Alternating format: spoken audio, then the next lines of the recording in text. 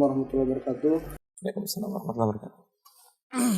Pada kesempatan kali ini alhamdulillah kita bersama pembina Ikropedia dan juga pembina Switch Ikropedia alhamdulillah dalam keadaan sehat. Pada kesempatan kali ini kita mau dengar beberapa nasihat terkait masalah-masalah pemuda yang terjadi pada saat ini. Ya insya Allah Ustadz dengan senang hati Ustadz ya mau berbagi kita di sini haus ilmu dan juga membutuhkan nasihat-nasihat, karena memang kalau nggak ada nasihat ya kita ini benar-benar nggak tahu arah. Ya, pada Ustadz dipersilakan Ustadz. Baik, bismillahirrahmanirrahim. Assalamualaikum warahmatullahi wabarakatuh. Alhamdulillahirabbil alamin. Wal aqibatu lil muttaqin wala udwana illa 'alal zalimin. Asyhadu an la ilaha illallah wahdahu la syarika lah wa asyhadu anna Muhammadan 'abduhu wa rasuluh alladzi la nabiyya wa la rasulahu ba'da. Baik, kepada pemirsa sekalian, Ikropedia dan lain sebagainya, dan kepada yang menyaksikan pada kesempatan pagi hari ini, alhamdulillah bersyukur kita kepada Allah Subhanahu wa taala semesta alam, karena tentunya dengan nikmat yang Allah berikan kepada kita, tentunya kalau kita banyak bersyukur, kita banyak mentadabburi ayat-ayat Allah Subhanahu wa taala, maka tentunya tidak akan pernah kita bisa mengganti nikmat tersebut tanpa kita tidak bisa berbuat apa-apa, melainkan itu semua hanya bisa kita syukuri saja.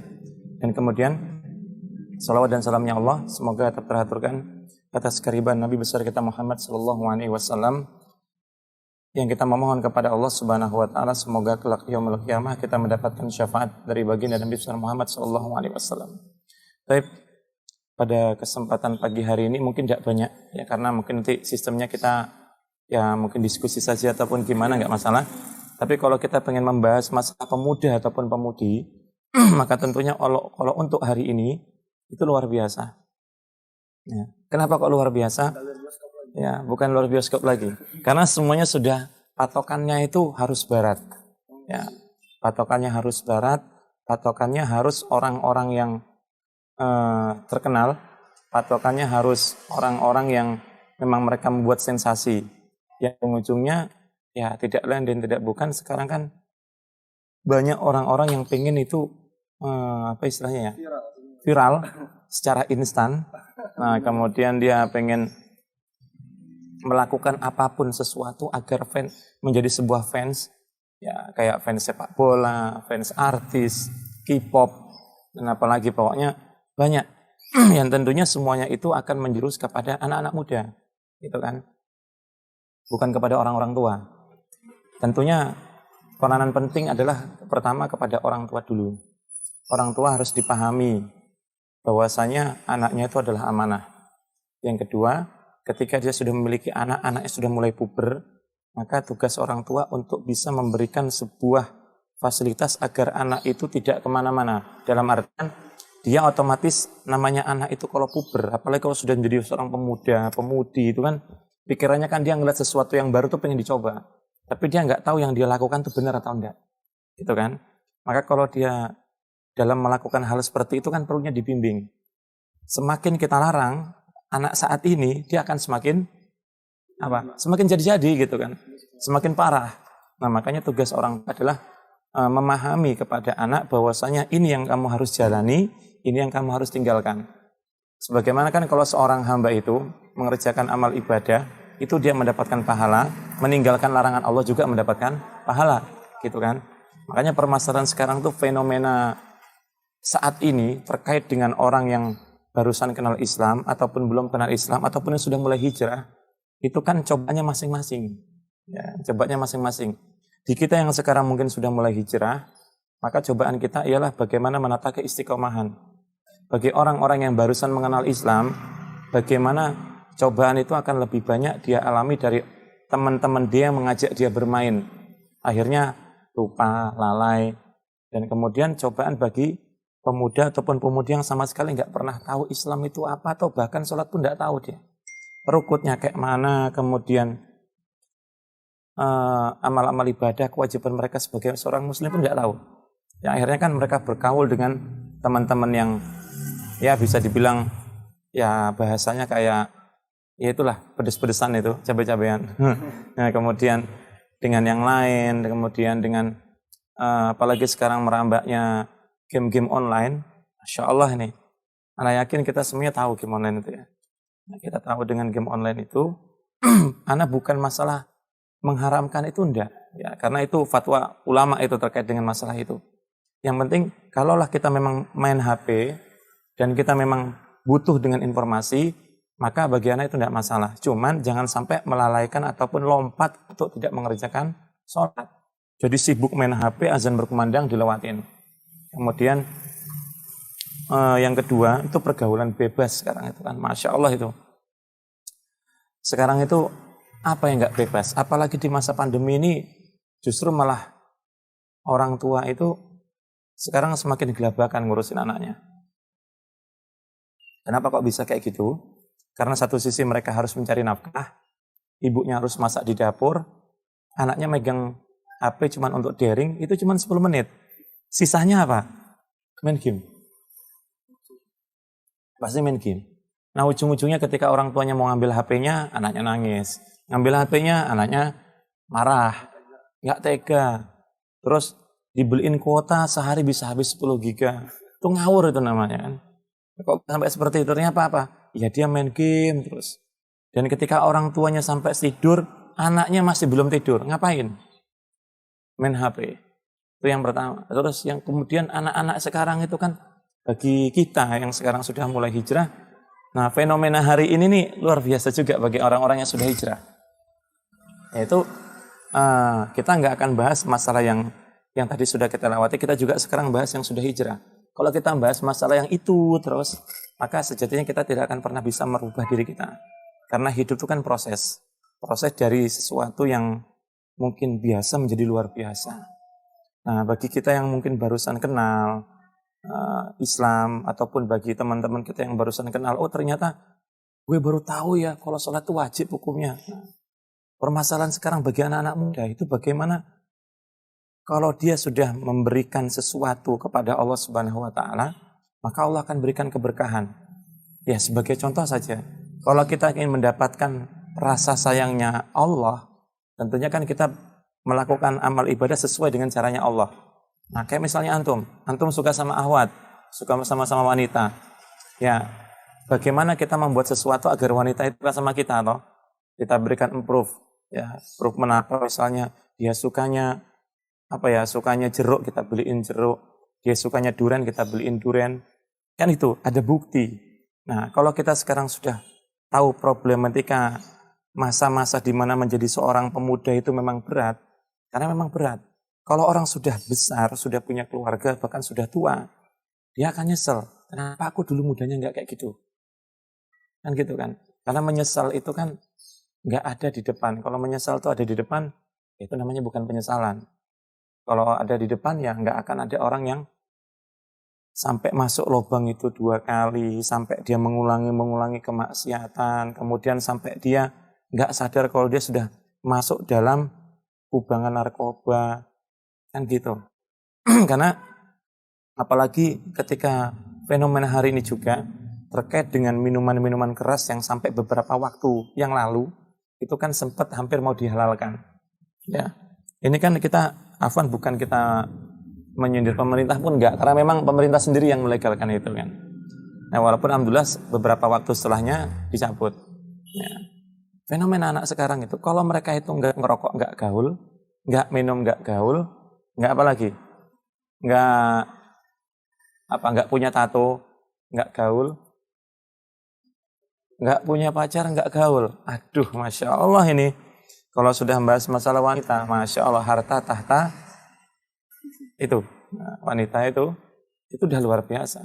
Karena namanya pemuda itu kalau tidak ada stop, maka kita akan melihat hamba-hamba Allah Subhanahu wa taala. Semua manusia itu pasti hawa nafsunya menjerumus kepada sesuatu yang buruk. Siapapun itu, kecuali Rasulullah ya. Ya kan Allah sudah sampaikan dalam Al-Qur'an, "Fama ubari'u nafsi inna nafsala amaratun bisu." Gitu kan. Sesungguhnya nafsu itu kan menjerumus kepada perbuatan su. Nah, maka dengan iman itulah yang mengangkat manusia untuk tidak terjerumus dalam kemaksiatan. Maka kalau sampai ini kita dapati banyak isu-isu terkait dengan isu-isu apalah itu pokoknya ya yang kosidah-kosidahan itu, kemudian yang lain sebagainya itulah pokoknya. Ya itu kan disebabkan karena apa? sudah biasa, antara hubungan laki-laki sama perempuan jalan bareng sudah biasa. Akhirnya karena sudah biasa, kemudian timbul rasa itu nggak bisa ditahan, ujung-ujungnya apa? Ya lewat, gitu kan? Lewat. Sampai-sampai yang di rumah itu nggak dia pikirkan lagi. Sampai saat yang di rumah itu dia nggak pikirkan kalau dia sudah punya anak, sudah punya istri, nggak dipikirkan lagi. Maka tentunya kalau kita sudah tahu bagaimana indahnya Allah Subhanahu wa taala memberikan sebuah keputusan dalam Al-Qur'an dan indahnya Rasulullah Shallallahu alaihi wasallam memberikan ucapan-ucapan dalam hadis, yaitu untuk kebaikan kita semuanya. Apalagi kita sebagai seorang pemuda. Pemuda itu mengukir sesuatu untuk bisa dinikmati di masa depan. Untuk bisa menjadikan sebuah motivasi untuk keturunannya nanti. Kalau kita menjadi seorang pemuda, sementara pemuda dan pemudi kita tuh di posisi di mana kita tuh melakukan sesuatu yang ugal-ugalan ataupun sesuatu yang kurang bagus, maka anak takutkan gitu kan. Anak takutkan dengan sebuah puisi. Puisi atau pantun dulu ya ketika kita masih di SD. Guru kencing berdiri, murid kencing dikencingin, murid kencing berlari. Nah gitu kan. Jadi akhirnya ketika orang tua itu dulunya ya nakal, membedugal, ataupun teman-temannya nggak benar, maka dia akan menyesal ketika nanti ngeliat anaknya kan seperti itu kan. Nah makanya mumpung kita hari ini masih muda, mumpung kita hari ini masih bisa mendapatkan kesempatan iman, maka tentunya untuk merubah dengan posisi kita yang sekarang hari ini masih mendapatkan nikmat, maka itu lebih baik untuk menghindari fitnah-fitnah yang lain sebagainya. Karena fitnah ini bukan cuma sekedar wanita juga, ternyata banyak. Ya. Apalagi fitnah sekarang bagi anak-anak pemuda ini, selain dengan pergaulan, minuman, wanita, sekarang ada fitnah lagi yang lebih global, yaitu fitnah tentang pemikiran. Ya, fitnah global atau bisa dikenal dengan ghazwu fikri, perang pemikiran. Ya, sampai kita dengar ada ucapan, buat apa pakai jilbab? Jilbab itu kan budaya Arab, kita kan orang Indonesia. Gitu kan, orang Indonesia nggak harus pakai jilbab, dia pakai kebaya aja cukup. Gitu kan, dia pakai kondi aja cukup. Aduh kacau nih. Kenapa? Kalaulah mereka tahu sejarah tentang hijab itu, jilbab itu memang benar bukan budaya Arab. Jilbab itu adalah syariat Islam yang turunnya di Arab. Melalui komentar dari seorang Umar bin Khattab, turunlah ayat itu. Ya ayuhan nabi quli azwajika wa banatika wa nisa'ul mu'minin ila akhirih, sampai itu. Akhirnya, wahai Nabi, sampaikan kepada istrimu, anak wanitamu, kepada seluruh wanita untuk menggunakan jilbab. Kan itu. Nah, terus kemudian fitnah yang kedua lagi. Wah, luar biasa ini. Ya, mungkin ya fitnah terhadap orang-orang yang suka ngaji, akhirnya berubah, singkrang, jenggotan, bukan. Terus dibilangnya teroris. Istrinya pakai niqab, terus pakai burdah, pakai burqa, lebih luar biasa. Dibilangnya teroris. Padahal kalau kita melihat bagaimana seorang wanita ketika dia sudah meniatkan diri untuk melakukan itu, maka dia sudah memiliki sebuah tekad untuk menyayangi hanya untuk suaminya. Seneng nggak sih kalau di the one and only gitu? Dia di luar ke Arab-Araban. Ya di luar dia ke Arab-Araban. Ya di rumah dia ke barat-baratan. Terserah, itu hak antum kan, halal kok kan. Ya kalau misalnya sekarang kan kebalik. Di rumahnya kucel, bangun tidur belum mandi, masih bau iler, itu Masya Allah gitu kan. Apalagi kalau kita ngeliat orang-orang yang pacaran itu. Masya Allah, indah ya pacaran kelihatannya. Dia belum mandi, kita sudah standby di depan rumahnya, dengan mobil Pajero kita kan. Dengan mobil. Ya bukan yang ini, bukan. Pajero yang baru lah ya, yang baru.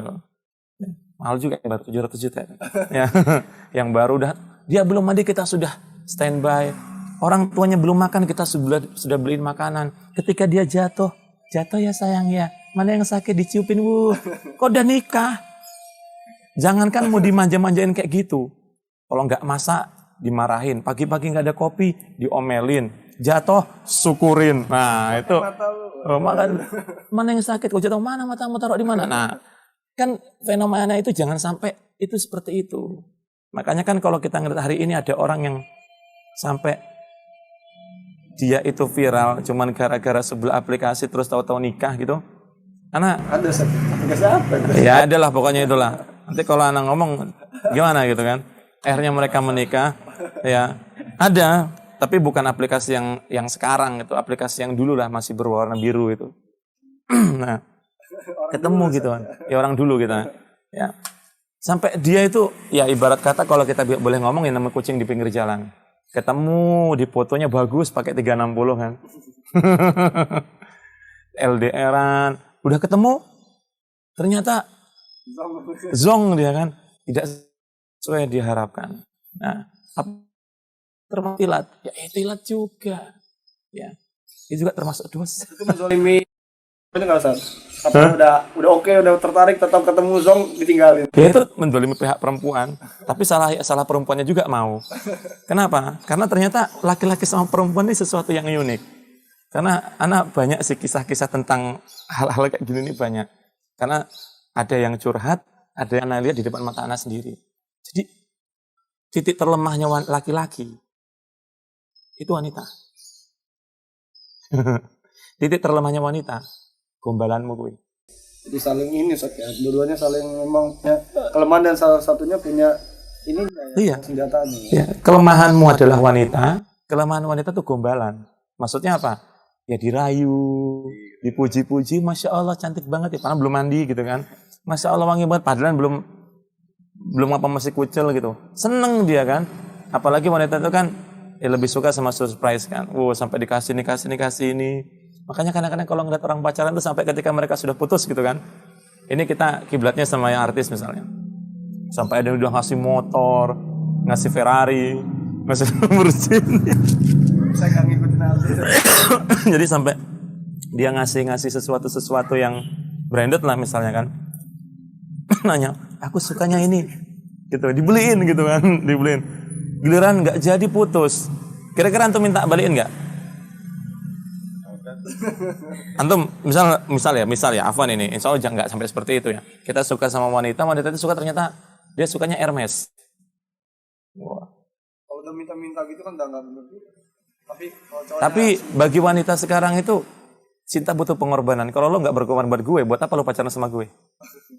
Sekarang kayak gitu. Tapi itu bener nggak saat perempuan kayak gitu? Ya nggak bener. Nggak bener. Tapi kalau udah ketemu langsung itu langsung lebih baik kan? Ya lebih baik halalin. Kalau memang benar-benar suka, makanya cari. Harusnya kan seperti itu. Kalau dia nikah, nah apa yang bisa kita persembahkan buat istri? Kalau persembahkan buat pacar, ya kalau udah jadi jodoh kita, jadi jodoh orang lain. Kita yang kadang-kadang sampai rela datang untuk ke pernikahannya, bukan untuk menjadi suaminya, tapi menjadi tamu undangannya. Gitu. Kegeser nggak di kamera itu, Masya Allah. Gitu. Apa lagi nih? Sambil nyantai. Berarti memang laki dan perempuan itu nggak bisa Ustaz ya. Ibaratnya ada tuh teman-teman kan laki dan perempuan temenan, kita temenan aja gitu. Teman saya perempuan dan perempuan banyak tapi saya biasa aja gitu. Saya pernah dengar itu perempuan itu nggak bisa berteman dengan laki karena mereka bakalan tetap nyimpan rasa. Itu benar nggak? Kalau antum wanita itu nggak tahu ya, kalau wanita dulu tuh luar biasa ya, zamannya ibu, zamannya nenek itu ya. Mereka nggak pacar-pacaran, tahu-tahu dijodohin jadi aja gitu. Iya. Ya kan? Jadi terus kemudian beranak pinak, punya cucu, punya besan dan langgeng gitu kan sampai mereka meninggal lah pokoknya. Nah kalau sekarang tuh kalau kita ngelihat bagaimana titik terlemah itu, kadang-kadang kalau untuk hari ini tuh apa ya bahasanya ya? Kalau kita bekerja, terus kemudian berjumpa dengan lawan jenis, maka tentunya apa kata Rasulullah SAW itu kan lihat. Bohong kalau wanita laki-laki itu tidak suka dengan lawan jenis itu bohong, berarti dia nggak normal. Itu yang pertama. Dan yang kedua, kita pakai iman dulu tadi Ana sampaikan di awal. Kalau kita pakai iman, kita pasti akan gudul basor, gitu kan. Maksudnya menundukkan pandangan. Kalau kita beriman, jadi ketika kita satu tempat, satu kerja itu kita gudul basor, nggak akan terjadi insya Allah. Terus kemudian yang kedua, timbulkan sifat cuek. Karena kalau kita nggak menimbulkan sifat cuek, malah justru kita menimbulkan sifat sharing is caring. Wah itu pahlawan ya. Nanti jadi pahlawan, nanti ujung-ujungnya dia, ngeri. Baper. Wanita kalau sudah baper, iyalah, Dia akan mencari apa yang dirimu sukai, akan mencari sesuatu agar dirimu tuh terpukau, gitu kan, terpesona. Hati-hati banget Sat, ya. Kita apalagi yang udah nikah nih, kan misalnya saya alhamdulillah udah nikah. Berarti memang nggak boleh ya, untuk dekat ibaratnya dengan perempuan itu. Kalau untuk kita batasi misalnya gini, kalau misalnya memang untuk pekerjaan, yang itu pekerjaan itu kita niatkan untuk itu aja. Walaupun ibarat kata ya kita manusia ya, seperlunya saja. Kenapa? Karena Rasulullah kan dia pernah menyampaikan kalau kamu berjalan kemudian berjumpa dengan seorang wanita yang lebih cantik daripada istrimu, maka pulang. Karena apa yang ada pada dirinya itu sama. Kalau yang belum nikah gimana saat pulang? Ya kalau yang belum nikah persiapkan diri untuk nikah. Kita pulang juga. Ya pulang ya matur sama bapak sama ibunya, saya pengen nikah gitu kan. Oh bener. Iya gitu, saya pengen nikah siapa ini, si A, si B, si C, selesai gitu. Berarti masuk hadis itu ya, tetap pulang ketemu bapak ibu ya. Iya bapak ibu nikah lah gitu. Halalin. Kita pulang ke rumah pacar, bilang ke orang tuanya. Nah orang tuanya, Pak saya siap untuk nikah gitu kan. Daripada saya lama-lama kayak gini nggak jelas gitu kan. Wanita itu kan butuh kejelasan. Antum memiliki keputusan. Karena laki-laki itu kan dicari dari tegasnya. Wanita itu kan dicari dari setianya. Karena laki-laki itu pakai logika, perempuan pakai perasaan. Nggak akan pernah bisa. Perempuan itu pakai logika nggak akan bisa. Dia pakai perasaan. Dan wanita itu penyimpan sejarah yang lebih pengingat yang lebih kuat daripada iCloud. Gitu kan? lebih luar biasa. Nggak bakal hilang ya, Tan? Nggak bakal hilang dia. Bahkan kalau misalnya antum paspor pun antum misalnya ada cekcok dikit gitu kan. Tunggu aja, dia akan ngulangin terus. Dulu kayak gini, dulu kayaknya sampai jam berapa, posisi gimana, detik ke berapa tuh tahu gitu kan. Saya tuh paspor Friendster-nya ada dia, saya pasti kan. Paspor Canva-nya yang udah bertahun-tahun masih ada di bukunya. Nah, begitu. Dan semua apa yang ditulis sama istri dari awal nikah sama anak sampai sekarang itu ada. Gitu kan. Kejadian-kejadian foto-foto dulu ketika kita masih di Batam ada. Gitu kan. Jadi Kalau laki nggak terlalu nginget ya, Tan? Kayaknya Buat apa? ada aja ya. buat apa? Kalau udah ya udah gitu kan. Makanya kadang-kadang kalau misalnya masalah sama orang lain, selesai kita urusan, kadang-kadang istri kita masih ngomel di jalan kan. Ngapa sih Mas? Kamu nggak kayak gitu Mas? Nggak kamu gini aja, kamu gini aja kan. Udah.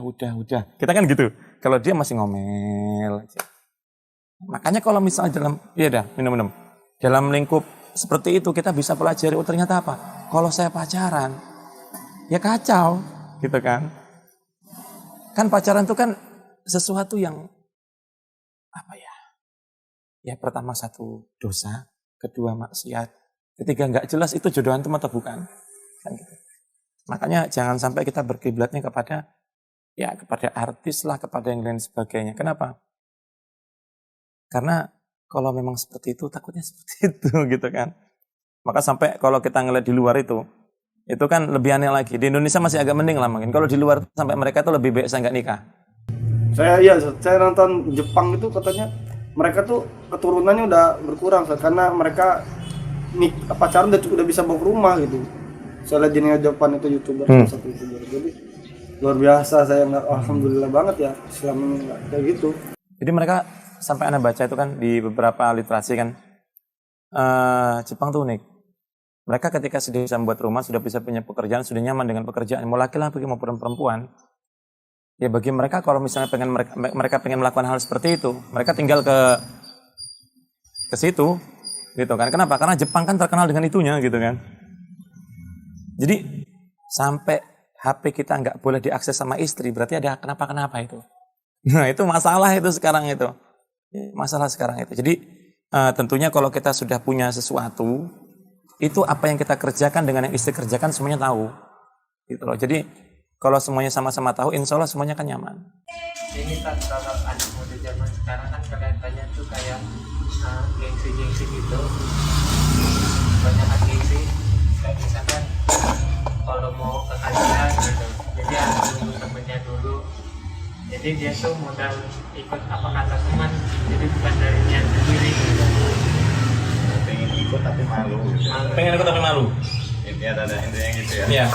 Sudah ada rasa pengen. Ada rasa pengen. Dia masih malu. Malu karena nggak ada temennya. Mungkin ada temennya, mungkin dari pergaulannya ada gengsi lah. Antum gengsi sama temen yang bully, Apa antum gengsi sama teman yang ngajak antum karena nggak ngajak antum karena mungkin dia lupa atau gimana?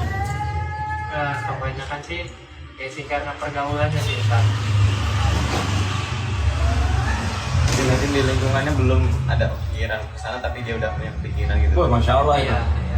Nah, ini unik ini pertanyaan ini. Kenapa kok unik? Ini memang kejadian nyata ini. Kita pengen berbuat baik, tapi ternyata lingkungan nggak mendukung atau teman kita sedikit, ya kan? Jadi tentunya kan sekarang itu kita bisa mengakses adanya HP untuk kita bisa melihat. Kalaulah kita memang mungkin masih malu untuk bisa hadir dalam sebuah majelis ilmu karena mungkin kita merasa pantas nggak ya aku berada di sini, gitu kan? Maka gunakanlah fasilitas yang antum punya untuk sementara agar antum nanti bersemangat. Itu apa? Antum ngelihat kajian di YouTube, kan? Kemudian ambil makannya tanya. Terus kemudian antum cari-cari grup-grup komunitas-komunitas kajian, antum gabung, minta gabung. Insya Allah kalau dalam bentuk komunitas-komunitas WA itu semuanya kan mereka akan mencari kebaikan-kebaikan, saling mengingatkan. Kecas terus. Karena salah satu sarana untuk kita bisa hati kita itu dekat dengan Allah Subhanahu wa taala. Itu kan para ulama kan menyebutkan dalam sebuah ungkapan itu majelis ulama. Jadi ya bersahabat dengan orang-orang soleh dan bermajelis dengan para ulama-ulama. Betul untuk mengecas. Itulah para sahabat kenapa mereka mendapatkan predikat sahabat karena yang di samping mereka siapa? Rasulullah, ya kan? Maka mereka bukan cas lagi, ya kayak iPhone yang sering lowbat gitu kan, gitu kan? Tapi apa? Ini kok Power bank maksudnya. Tapi kalau misalnya mereka di samping Rasulullah tuh nggak ada istilah lowbat, mereka powernya 100% terus gitu kan. Nah kalau kita hari ini kan kita jauh dengan para Rasulullah, Rasul dengan para sahabat. Nah kita hari ini apa? Kalau kita mungkin misalnya kita masih malu untuk datang ke majelis lain, ya kita upayakan diri kita untuk streaming dulu di YouTube, lihat kajian-kajian, kemudian kita memiliki beberapa ustadz yang bisa kita ajak konsultasi. Karena gini ya, kita mengambil pelajaran dari Imam Ahmad. Kenapa kok anak sering menyampaikan Imam Ahmad? Karena Imam Ahmad itu luar biasa. Sampai anaknya aja komen sama Imam Syafi'i, saking pinternya. Jadi Imam Ahmad ini apa ya? Imam Ahlus Sunnah wal Jamaah yang beliau itu komitmen terhadap sebuah ungkapan Al-Quran itu adalah kalamullah. Nah, sementara ulama-ulama yang lain, ulama-ulama ulama-ulama yang buruk, ingat ya, ulama-ulama itu bukan berarti mereka nggak hafal Quran. Mereka hafal Quran, cuman mereka gunakan ilmunya untuk menjilat kepada pemimpin-pemimpin yang berkiblat kepada hawa nafsu, gitu loh. Jadi bukan ulama-ulama yang betul, itu ulama yang nggak benar itu. Maka akhirnya Imam Ahmad itu kan sampai di penjara, sampai dijebloskan ke dalam penjara, paginya dikeluarin, dicambuk, masukin lagi penjara untuk bisa mengucapkan bahwasanya Al-Quran itu adalah makhluk. Kenapa kita nggak boleh mengucapkan Al-Quran itu makhluk? Nah, kalau kita mengucapkan Al-Quran itu makhluk, berarti makhluk itu kan bisa berubah. Esok tempe, sore deli, gitu kan? Makanya kita nggak boleh mengucapkan hal seperti itu. Al-Quran itu kalamullah. Maksudnya gimana kalamullah? Kalau kita membaca Al-Quran, itu Al-Quran lagi ngomongin kita. Jangan kamu berzina, jangan kamu minum khamr, jangan kamu berbuat kemungkaran, kan gitu. Kita lagi baca, kok lagi ngomongin saya ya dia. Nah, jadi itu termasuk sarana untuk membuat kita semangat ketika kita sudah ngaji, sudah punya komitmen untuk one day one juice. Ya insya Allah nanti akan timbul rasa semangat. Alah, mau orang mau ngomong apa, berangkat aku ngaji. Kan gitu. Bahkan sampai ada di beberapa tempat di kajian dia di Muhammadiyah sini sama di Al-Hikmah itu, ini jamaahnya rumahnya jauh jauh banget. Sabtu subuh kajian itu, beliau itu sebelum azan itu udah datang. Rumah beliau di mana coba? Rumah beliau di Sukabumi. Jauh-jauh ke Al-Hikmah.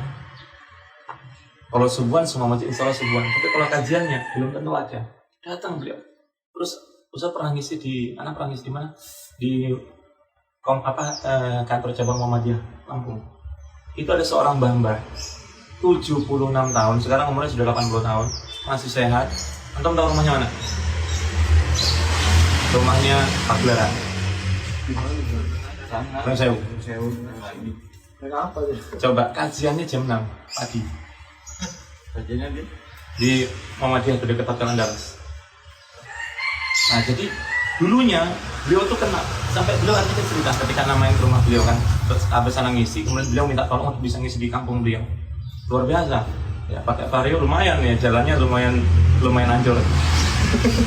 Jadi anak ke sana, jadi beliau cerita, aku kenal Islam itu belum lama, baru mungkin bisa dibilang 10 tahun.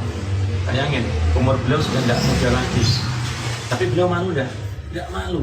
Nah kita masih muda nih akhir. Nah maka rasa cuek itu harus ada, rasa malu memang ada, tapi jangan sampai malu-maluin di majelis taklim.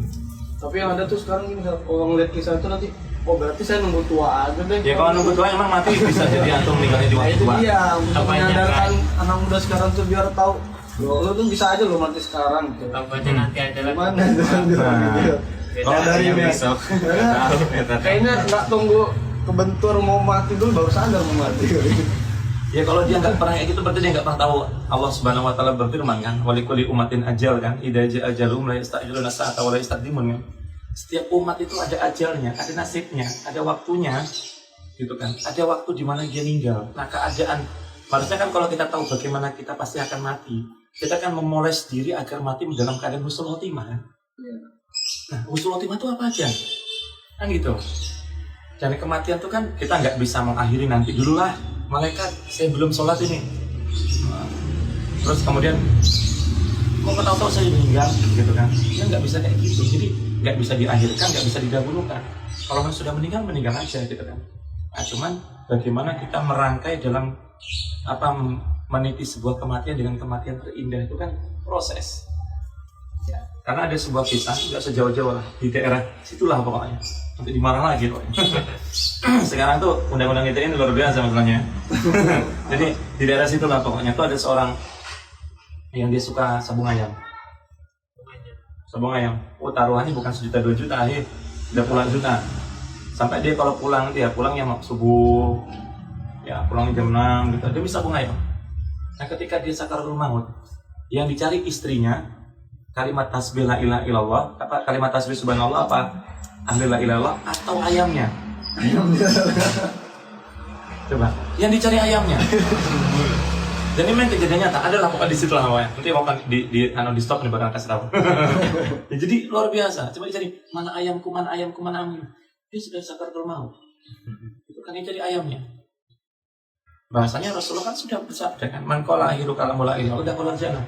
Barang siapa yang nanti akhir hayatnya lisannya mengucapkan kalimat la ilaha illallah, dia akan masuk surga.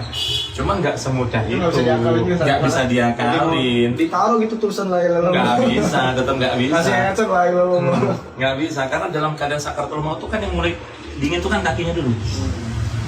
Orang itu nggak akan pernah bisa mengucapkan kalimat la ilaha illallah kalau selama hidupnya nggak pernah beribadah kepada Allah. Itu menentukan akhirnya amal ibadah itu. Jadi jangan tunggu nanti, jangan tunggu besok, jangan tunggu tunggu tua gitu loh. Kalau bisa sekarang ikutilah kajian streaming dulu, kemudian untuk punya beberapa ustadz yang untuk bisa klarifikasi ini ustadznya benar atau tidak. Nah itu maksud anak Imam Ahmad tadi. Karena sekarang ada ya yang dia bergelarnya ustadz, bergelarnya ulama, tapi menyesatkan. Ya, menyesatkan apa? Karena memang Rasulullah kan sudah bersabda umat Yahudi terpecah belah menjadi 72, Nasrani 71, Islam 73. Satu yang jamaah yang Islam, 72-nya masuk neraka semuanya. Itu dulu 14 abad yang lalu. Karena Ustadz Amin Jamaluddin, ini nggak apa-apa sebutin. Nah, beliau kan ketua LPPI di Jakarta Pusat, Lembaga Pusat Pengkajian Islam. Beliau mendata dari Sabang sampai Merauke saja. Aliran sesat ya, di Indonesia Islam. Waktu itu anak masih kuliah, waktu itu ya, anak sudah waktu tahun 2010 itu 255 sebelum adanya Hakekoh. Banyak amat ya. Tahu kan hakekok yang mandi bareng gitu? Yang di pandai di mana itu lah pokoknya itu.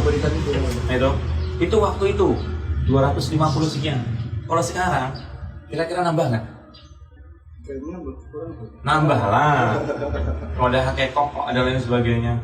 Nah, jadi pentingnya kita ikut streaming YouTube kalau memang kita masih malu untuk hadir dalam sebuah kajian majelis taklim. Kemudian ketika kita sudah mendengar kajian-kajian, kok ustadznya kok nyampein kok kayak gini ya? Kan semua ulama itu kan gayanya beda-beda. Semua ustadz itu kan gayanya beda-beda. Ada yang keras, ada yang lembut, ada yang dia pelan-pelan gitu kan. Jadi akhirnya antum klarifikasi sama ustadz yang antum kenal. Ini bener nggak ustadz ini kan? Intinya jangan cuma satu ustadz. Jangan cuma satu ustadz. Kenapa? Imam Asy-Syafi'i gurunya 1000. Imam Bukhari gurunya 1000. Nah kita kalau guru kita, ustadz kita baru 10, ya itu sudah termasuk alhamdulillah daripada kita nggak punya guru sama sekali. Tapi syukurin, ditambahin lagi, ketemu sama saya konfirmasi lagi gitu kan. Insya Allah kalau Qurannya memang sama, ya hadisnya sama, pendapatnya insya Allah sama, gitu kan. Cuman dalam penyampaiannya saja yang berbeda. Itu biar antum semangat. Karena kalau sekarang kita nggak punya semangat dalam hidup, kita mau gimana lagi dalam menjalani hidup yang penuh dengan luar biasa. Biasanya 3 tadi saat penyamakan harta, tahta, wanita. Jangan ya. Ya itu. Ini saat ada tadi tuh kan jadi awal ya, saya bilang terkait sebenarnya hawa nafsu itu cuma mengarah kita ke yang buruk-buruk aja ya. Nah, ini ada sebuah kisah misalnya ini. Kita tuh lagi tertarik nih, misalkan mau nikah nih, ada cewek dia yang ini cantik banget, pokoknya perfect lah. Tapi sebelahnya ini biasa aja gitu. Tapi secara ininya oke juga gitu. Tapi kita tentunya hawa nafsunya kan kayak yang cantik kan. Yang lihat yang luar cantik ya. Nah itu sih yang saya pernah dengar itu bahwa kita, saya pernah baca di buku tentang intinya tentang pernikahan itu katanya yang cantik ini jangan dipilih malah katanya. Nah itu gimana sih? Karena yang membuat buku itu dia pasti akan mengambil sebuah hadis Rasulullah SAW, tungkahul mar'ah li arba, li jamaliha, wali hasabiha, wali maliha, wali diniha. Kan wanita itu dinikahi dengan 4 alasan. Pertama, satu karena cantiknya, karena semua laki-laki itu akan terbuka dengan kecantikan yang begitu luar biasa. Siapapun itulah, ya, siapapun itu. Normal. Ya kalau nggak normal, antum akan ngomong dulu cinta Luna itu cantik. Ini nanti Enggak. Itu kan ada klarifikasi juga dia. Ya, itu udah urusan dia. Temen-temen udah dipublish kok dia. Nah, terus yang kedua kan wali kan hasabiha, nasabnya. Nasab dia bagus atau tidak. Jangan keturunannya orang-orang ya bukan darah biru, menghafal Quran atau tidak, orang alim semua atau tidak. Ya, bagus ya, jadi bagus, bukan kucing pinggir karung. Kucing dalam karung pinggir jalan gitu kan. Nggak jelas gitu kan. Kalau kucing-kucing Anggora masih mending lah. Kalau kucing kampung kan kacau kan. Nah, terus kemudian yang ketiga karena hartanya. Ya, nggak apa-apa lah jelek-jelek nenek-nenek yang penting hartanya banyak. Tanya sekarang kayak gitu kan. Nah kemudian wali diniha karena agamanya, fatbar bidatadin taribat yadak. Maka apa pesan Rasulullah SAW? Maka pilih agamanya karena itu menyempurnakan semuanya. Karena hidup itu kan dari nol. Kita nggak tahu loh keberkahan dalam rumah tangga itu kan ketika antum banyak sholat, banyak berdoa, banyak memohon kepada Allah Subhanahu Wa Taala. Ternyata apa? Dulu kita nggak punya apa-apa, sekarang punya apa-apa. Gitu kan. Jadi benar dia milih mana? Milih yang biasa-biasa saja. Karena apa? Kecantikan itu akan langgeng dengan perjuangan-perjuangan yang ada di dalamnya. Tapi kalau cantik, ya antum tahu lah cantik-cantiknya para artis itu luar biasa. Tapi apakah langgeng pernikahan? Karena mereka tuh niat awal mereka menikah, pokoknya bagaimana saya bisa hidup nyaman, ya foya-foya, mati masuk surga. Enak banget, luar biasa lah doanya. Jadi luar biasa lah. Gitu. Jadi benar itu gitu. Benar. Jadi pilihlah wanita yang mau menerima kekuranganmu. Yang ketika dia ada masalah denganmu, dia dekatnya sama Allah bukan kepada laki-laki lain. Gitu. Ya gimana nih? Ada rencana atau ada yang di ini lagi nggak? Ini kan pemuda besar. Masalah sebenarnya paling sering banget punya pemuda-pemuda lainnya. Dia ini kan enak sepeda Goeser. Goeser. Nah itu mau gini aja enaknya kalau sama mereka. kita mampu naik sepeda dari sini kemana, tapi kadang-kadang ada berpemandangan mungkin mau jadi kita nggak bisa datang. Benar. Gowes jauh-jauh kuat ya. Gowes jauh-jauh Paling jauh kuat. mana, Jat? Yang lain-lain teman Metro. kira-kira. Metro itu sering hampir tiap minggu. Naik motor itu 1 jam kan lagi. Tapi ke masjid jauh ya kayaknya ya. Masjid perasaan ini masjid ke samping ini. Oh ini Masjid di mana saat itu? Dia kan yang menjadikan contoh aja dan dia mampir gitu tadi. Nah, gitu. Kadang-kadang gini. Antum tahu nanti terakhir bulan Ramadan kan ada itikaf ya enggak? Nah, itikaf tuh amal ibadah yang unik. Kenapa? Kalau kita di rumah ada nggak yang mengingatkan kita untuk beribadah selain kewajiban? Nggak ada kan? Kalau sholat mungkin kita tahu lah istri kita mengingatkan, tapi kalau qiraatul Quran belum tentu, ya enggak? Sholat sunnah belum tentu. Tapi kalau itikaf, antum sholat, antum tidur di masjid, ngelihat jam 2 malam ada orang sudah baca Al-Quran, dengar jam 1 malam sudah ada yang sholat. Antum kalau dalam posisi jam 3 antum nggak bangun, kira-kira malu nggak? Malu nggak? Nah, antum naik sepeda, azan berkumandang, antum hampir set, gitu kan? Yang lain pasti nanya kan? Namanya kalau namanya komunitas itu kan komitmennya kan dijaga, ya kan? Woi lagi ngapain? Sholat dulu, azan. Yang lain kira-kira ikut nggak? Ngikut. Maka harus dimulai dari diri sendiri ketika kita ingin membuat komunitas itu Islami. Memang berat. Anak aja di pondok itu awal mula itu memang berat. Kalau nggak dibangunin susah. Akhirnya apa? Beliin bel. 1 masih kurang denger. Beliin 2 masih kurang denger. Akhirnya apa sekarang? Pakai semprotan. Mereka tahu ketika sudah tet 2 kali mereka nggak bangun, siap-siap. Mindset mereka itu ya, itu semprotan spray, semprot ke mukanya, gitu kan. Jadi mindset mereka itu pokoknya bangun itu kena semprot sama Sajupri, bangun mereka itu. Jadi mindsetnya dirubah dulu. Nah antum ngerubah dengan hampir dulu sholat. Mereka mungkin melihatnya, nanti dulu lah. Mereka leha-leha kan, ya leha-leha dulu nggak apa-apa. Lo nggak sholat dulu lah. Mumpung ini masih jam sekian. Biar lagi. Gitu kan. Terus kalau sudah nanti mereka sudah mulai sholat, dia punya ada kajian bagus nih. Di mana? Kita kumpul bareng ngaji di mana? Udah tumpul lah biasa di markas besar gitu kan. Datang, gitu kan. Walaupun cuma yang sekedar kumpul-kumpul sama teman yang ngobrol di belakang nggak masalah. Yang penting kan sudah di komunitas majelis ilmu. Kita diem aja paham ataupun nggak paham ngobrol ataupun nggak ngobrol, kita sudah ngikut aja dengan tahu sebuah pahalanya, maka luar biasa. Kenapa? Karena ada malaikat yang menaungi hamba-hamba yang bermajelis ilmu. Kalau kita memohon kepada Allah, Allah akan mengucapkan amin wala kabimisli. Jadi ini lagi banyak malaikat ya, banyak malaikat. Jadi antum berdoa ya Allah semoga hidupku berkah. Berkah itu bukan dari banyaknya harta, bukan dari cantiknya istri, tapi dari termasuk dalamnya. Ya itu termasuk include di dalamnya. Cuman kan yang paling penting kan bersyukur kepada Allah Subhanahu Wa Taala. Karena dulu awalnya nikah ya di sini aja, di rumah gaya baru ya cuman syukur-syukuran mau di mana. Padahal sebenarnya sekarang kesempatan juga kayak PSBB itu banyak orang dalilnya jadi wah saya yang nggak boleh rame-rame jadi ini nikah aja kita ya. Kesempatan sebenarnya saat ya yang bujang-bujang yang sulit nikah ini ya harusnya sekarang sadar dengan PSBB ini maharnya lebih murah. Kenapa? PSBB kan penghasilan tuh nggak seberapa kan, ya kasih mahar-maharnya apalah. Tapi kalau kita mau berpatokan dengan Rasulullah, maharnya beda. Rasulullah itu kan sebaik-baik mahar. Jadi ketika Rasulullah umur 20 tahun dari kisah Yaman tadi sampai beliau umur 25 tahun, itu kan dalam rentan waktu 3-4 tahun kan Khadijah nitipin barang dagangnya kepada Rasulullah untuk dibawa ke Yaman. Ke Syam, ke Syam. Rasulullah akhirnya punya mahar untuk bisa menikah dengan Khadijah 20 ekor onta merah. 1 ekor onta merah itu harganya berapa? 100 million, 100 juta. Kalau 20 ekor mana 2 miliar. Ya, Fajr dapat 2. Kalau second dapat 4. Ya onta merah tuh mahal. Kalau onta biasa malah harganya cuma 60 juta, 70 juta. Itu kalau onta merah 100 jutaan lebih. Daging dia udah bagus, susu dia luar biasa. Makanya 2M. Maka kalau hari ini kita menikah, itu maharnya seperangkat alat sholat, itu namanya maharnya seikhlasnya. Seikhlasnya, tapi nggak apa-apa. Mahar itu bukan patokan. Toh juga sahabat Nabi juga ada yang dia sampai maharnya cuma baju besi, gitu. Nggak masalah.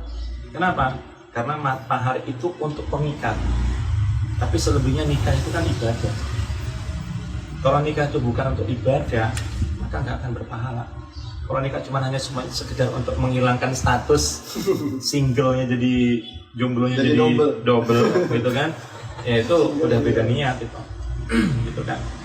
Makanya sekarang kan ada ungkapan-ungkapan dari wanita-wanita yang lebih baik aku jadi janda daripada aku perawan tua.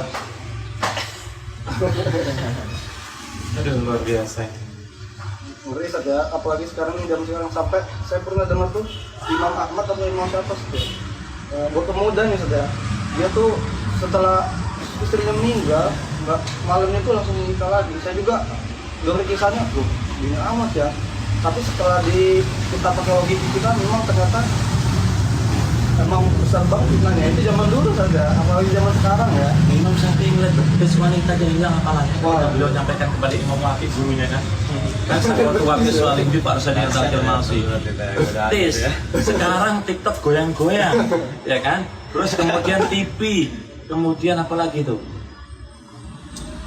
TV, ya. Udah lihat semua jadi set. Gitu. Iya semuanya kayak gitu sekarang tuh.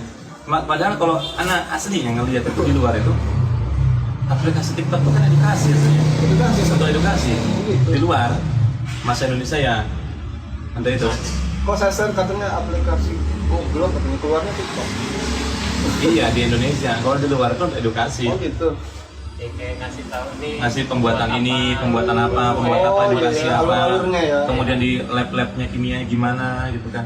Tapi masuk ke Indonesia Anjir. kok hancur ya. Ya itu masalahnya kan di situ. Sekali lagi itu pemudanya yang paling banyak juga sekarang. Iya. Ya tinggal kita. Antum silakan cek DNP-nya apa ada, nggak ada. Anak nggak mau. Bukan anak nggak bisa nginsar, ya bisa. Cuman anak nggak buat apa. Gitu. Facebook aja nggak ada. Jadi sekarang ini kita nih respon apa ibaratnya ya kita nih sebagai pemuda nih yang di sini kan. Pemuda itu sebenarnya dari umur berapa? Wah mudah mah dari balik. Dari balik. Dari balik, tergantung balik. Balik itu kan sudah mukalaf. Kalau misalnya, Udah dibebani maksudnya kayak udah soal- dibebanin, bebani.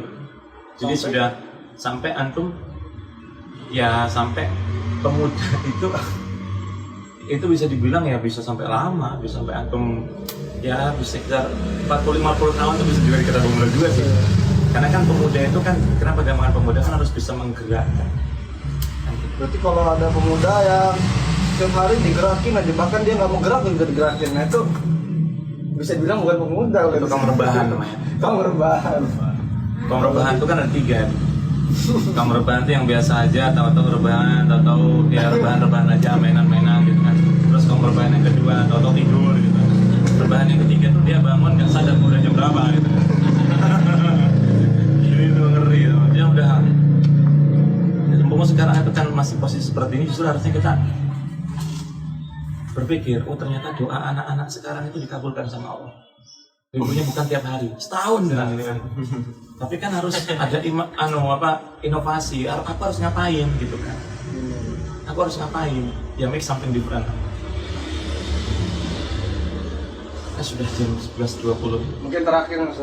Hmm. Jadi untuk kita nih pemuda yang khususnya yang sudah paham atau yang sudah mulai belajar nih, kita sebagai pemuda selanjutnya ngapain lagi, terus ya ngeliat teman-teman kita nih kayak pemuda yang lainnya yang masih yang nggak sadar kalau mereka tuh pemuda, bangunnya ya ada tadi yang harus mereka tuh harus kita apain dari kitanya gitu kan. Oh, pertama yang kan kita bangun komunitas.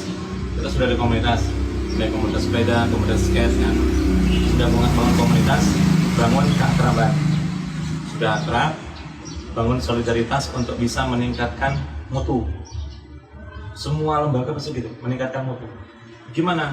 Ya, ini bagus nih karena kalau kita ada pengajian, ngadain pengajian. Kayak sini saja Ya. insya Allah ya pekan sekali. Ya, adain pengajian. Terus kemudian setelah kita udah ngadain pengajian, maka cukup nggak sampai situ? Belum.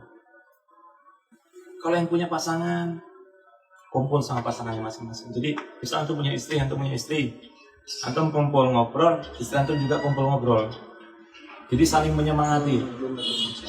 Sharing is caring. Jadi antum sudah pakai jilbab sudah besar, antum ngobrol masih jilbab antum istri antum masih kecil. Sharing, kok sampai kayak gitu hijrahnya. Saling menyemangati. Cukup? Belum. Akhirnya apa? Ketika sudah saling berjumpa keluarga satu sama lain, nanti kan ya pasti Allah akan berikan cobaan. Mungkin saudara kita ada sakit apa, dia mungkin masuk rumah sakit atau dia ngelahirin, kita datang, kita kasih surprise, ya beliin apa kek, ngasih apa kek, mungkin nggak seberapa bagi antum yang mungkin penghasilannya mungkin puluhan juta, cuma kan pemberian itu bukan dinilai dari harganya, tapi dari apa istilahnya, dari caringnya, dari kepedulian kita. Akhirnya Pak, Masya Allah peduli sama aku. Akhirnya Pak datang main ke rumahnya. Kalau sudah main ke rumah, buat komunitas, besarin komunitas itu. Tapi ingat ya, ini kebanyakan salahnya sekarang di sini. Ketika komunitas itu sudah besar, dia akan menganggap komunitasnya yang paling benar. Ya. Yang lain salah. Karena ini anak alami, ya di Lampung juga banyak kayak gitu. Jadi sampai ketika mereka sampai sudah buat notaris, mereka sudah punya rekening, mereka sudah besar, yang lain tuh nggak sesuai dengan mereka, apa itu yayasan itu bagus kita lah, no, ya, dari kenapa? Yang menilai bagus ataupun tidaknya itu bukan orang lain atau kita, tapi tergantung Allah Subhanahu Wa Taala kan. Apa contoh lah, apa kita yakin dengan sholat 5 waktu kita Allah terima? Nggak ada yang yakin kan. Apalagi kalau kita sampai sudah membuat komunitas, kok sampai kita sombong di situ, waduh. Itu kan kalau bukan karena pertolongan Allah, dari pertolongan siapa kita sekarang sampai paham Islam itu seperti apa. Maka ketika sudah bergabung dengan komunitas yang besar, nah adakan bakti sosial, kemudian ya kantung lah ya sedekah Jumat. Cukup kan itu? Belum. Sudah sampai situ, bangunlah kualitas kepada orang-orang yang sudah kita kasih donasi.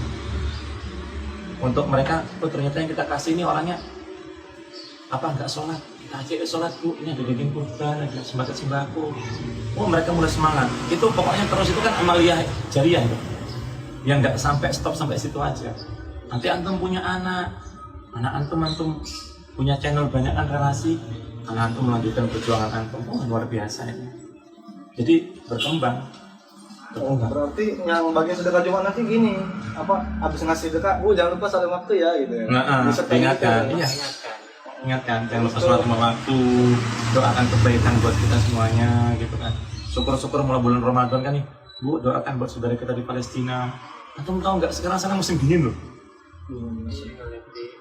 Iya, di sana musim dingin.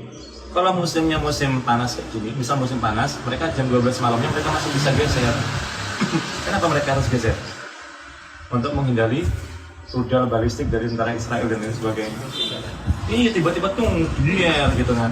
Kalau musim dingin, mau keluar dingin, semua serba salju. Ya udah, angel kan. Biar gitu kan. Udah seperti Kita doain terus ya. Insya Allah. Jadi tadi untuk kitanya Sat ya. Jadi untuk mereka ini kan yang teman kita itu kita tadi cukup dengan itu aja. Jadi kita tunjukkan dengan akhlak kita itu. Iya, karena dakwahmu dengan akhlakmu. Karena semua dakwah itu nggak semuanya harus bisa disampaikan di atas podium.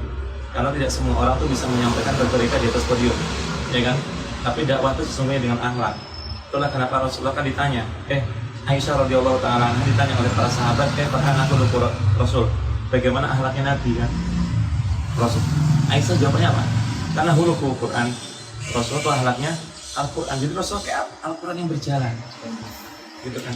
Nah kita harusnya kalau kita memang nggak bisa, memang mungkin kita belum ada kesempatan untuk bisa naik podium, belum ada kesempatan untuk bisa sebuah kajian misalnya, maka kita dakwah dengan akhlak kita, ucapan kita, kalimat-kalimat kita. Kita tahu kalau mengumpat, kalau bahasanya mengucapkan kalimat-kalimat yang kotor itu nggak bagus, kita rubah. Mengajak teman kita dengan kalimat yang santun itu akhlak udah. Kok sekarang dia berubah? Temanmu yang sudah tahu keadaanmu aslimu seperti apa, ketika melihat dirimu berubah, mereka akan bertanya, dan akan mencari tahu. Kalau itu baik, yang mereka akan. Tapi kalau untuk kayak sholat 5 waktu nih, yang benar sih gimana? Misalkan kita di ruang kita boleh nggak sholat nih, kita cukup sholat aja, apa kita ngomong, yuk teman-teman sholat yuk, apa kita cuma sholat aja mereka lihat? Tentu berangkat ke masjid. Misalkan kita lagi ngumpul bareng nih, tiba-tiba azan, kita langsung pergi ke masjid nggak ngajak mereka, atau kita bilang dulu, udah azan sholat yuk, gitu aja apa kita langsung pergi masjid aja? Ya ajak teman kita lah. Ajak ya, berarti iya. Oh itu ya Ada kewajiban. poin Ada kewajiban. Ada kewajiban. Iya, karena mengingatkan itu kan termasuk dakwah. Jadi ketika azan berkumandang, udah azan yuk, azan dulu, sholat dulu. Kadang itu berat terlalu di lisan, sok soleh amat sih, kok suci udah. Padahal itu aslinya ungkapan kayak gitu. Itu karena ungkapan sayang kita sih. iya kita tinggal ngomongnya Malah dia bilang kayak gitu mendoakan kita ya. iya makanya udah Soal suci nih ya. yamin gitu. Malah kalau kita gitu dia malah loh kok gitu malah iya ayo berangkat sholat dulu sholat gak lama cuma 10 menit gitu ya. Ngobrol kita bisa kuat berjam-jam, masa sholat 10 menit nggak bisa gitu. Terima kasih hari ini kita obrolannya seru dan juga banyak ilmu yang didapat ya. Alhamdulillah juga kalau khair Ustaz Ya, menyempatkan waktunya sini. Kita bisa istiqomah ya buat kayak gini. Dari teman-teman, dari Dika, dari Jada, ada yang masih ngeganggu enggak? cukup. Sholat cukup. Besok kan kita bisa kumpul-kumpul lagi karena sudah jam 11 lebih. Ya, alhamdulillah Ustaz ya. Semoga ini bisa diambil manfaatnya teman-teman yang masih menonton dan yang mungkin nanti menonton ya Ustaz ya. Apa mau nanti kalau ada selanjutnya datang? Atau nanti bisa datang di .kopi, bisa cari aja di Google Maps ya, cari aja. Anak-anak sepeda yang sering-sering nongkrong di kafe ini ya, insya Allah kita ngajinya bener-bener bukan ngaji sebenarnya sharing ya. Dan di sini juga nyantai, kita nanti tempatnya juga fleksibel. Misalkan di sini panas kita pindah ke dalam, apalagi kalau makin rame. Ya, Seru katanya keluar ramen. Ya, kita harus maklumin ya keadaan ini mungkin ya. Tapi ya kita cuma usaha aja. Sekali lagi kita cuma usaha terkait hasilnya emang Allah yang berurusannya. Saya juga kalau sekali lagi udah menyempatkan waktunya hadir di sini di Dapur Kopi di hari Jumat, masalah Jumat berkah ya. Terakhir teman-teman ini juga hari Jumat kita ada kegiatan namanya sedekah Jumat. Mungkin kalau teman-teman mau ikut donasi nanti bisa dilihat di IG ada di situ rekeningnya untuk ikut gotong royong sedekah Jumat. Di situ ada tiap pekan beda-beda targetnya. Kurirnya salah satunya ada di situ. Nah, baru ketahuan ya. Antum yang nganter ya? Ya, jadi saat ini makan bawa sarung buat tenang aja. Kalau kita ini saja alhamdulillah jadi kalau sekali lagi saat teman-teman yang sudah hadir juga semoga bisa diambil manfaatnya. Kita akhiri bersama teman ini dengan mengucap alhamdulillah rabbil alamin dan doa kafaratul majlis. Subhanakallahumma wa bihamdika asyhadu an la ilaha illa anta astaghfiruka wa atubu ilaik. Assalamualaikum warahmatullahi wabarakatuh. Waalaikumsalam.